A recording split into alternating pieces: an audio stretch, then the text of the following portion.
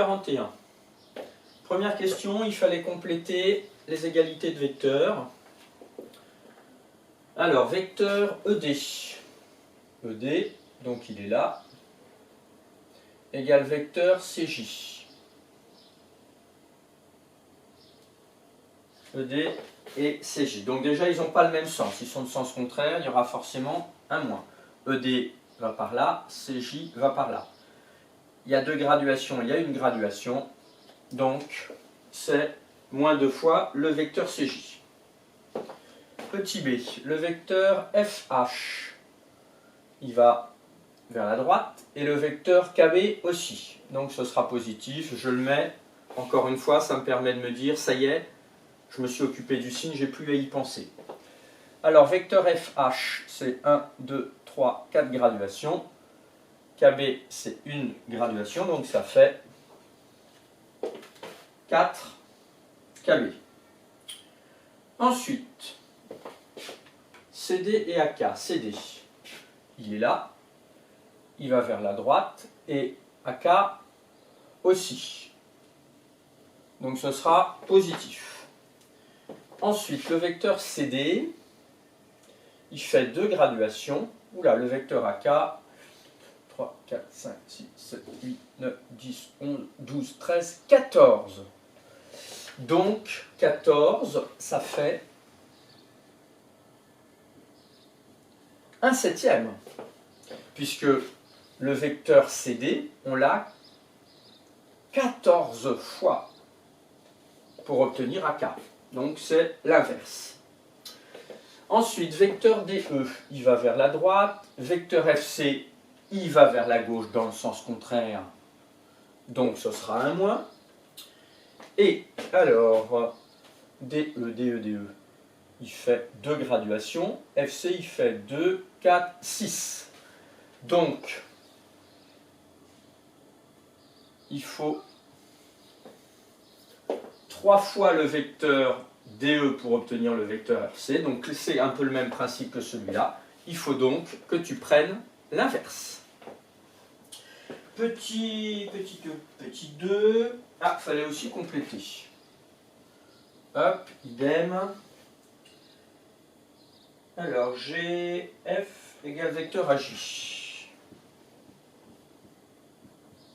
Vecteur AJ.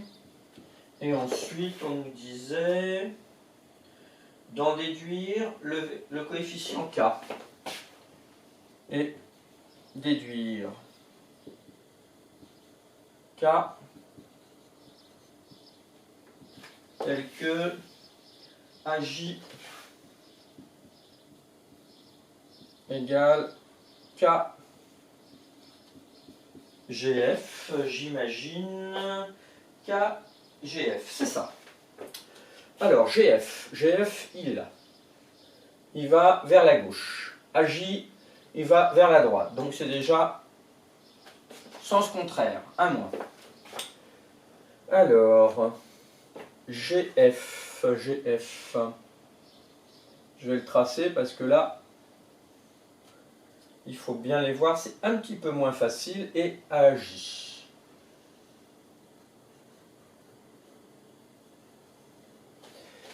Parce que là, on observe, quand je dis c'est moins facile, que les graduations ne sont pas multiples. Donc, le vecteur GF,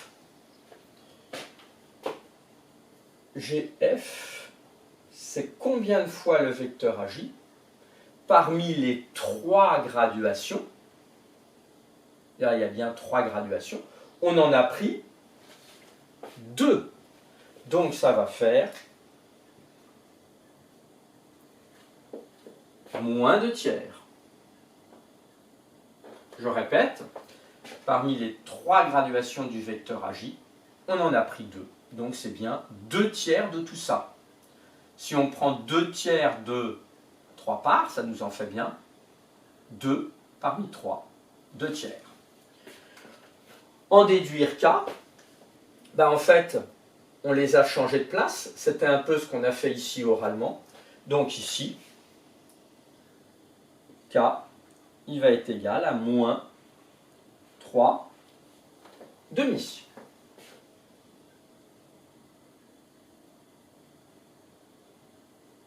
Ce qui veut dire aussi moins 1,5. D'ailleurs, on peut le vérifier. On va le vérifier. On regarde à J. Il est égal à combien de fois GF? Si on X c'est GF une fois ça ferait cette longueur-là. Et il faut rajouter la moitié de GF, donc 0,5. Il faut prendre une fois GF plus 0 fois 0,5 GF, donc ça fait 3 cases plus une case.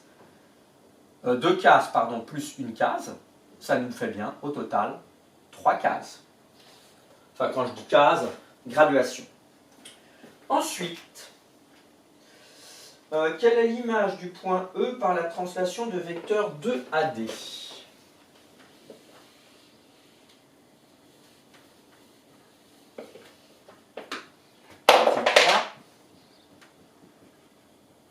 L'image de E par la translation de vecteur 2AD est. Donc, on part de E. On applique 2 fois le vecteur AD. Alors, AD, il est là. AD, il va déjà dans cette direction-là. Il fait 1, 2, 3, 4 graduations. Donc, 4 graduations, ça fait... Première graduation, ça nous amène en G. Enfin, premier vecteur, ça nous amène en G. Deuxième vecteur, ça nous amène en K.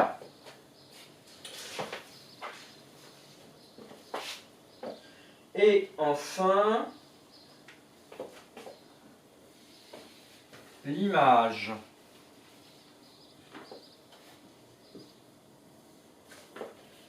de F par la translation de vecteur moins 1,5 EC.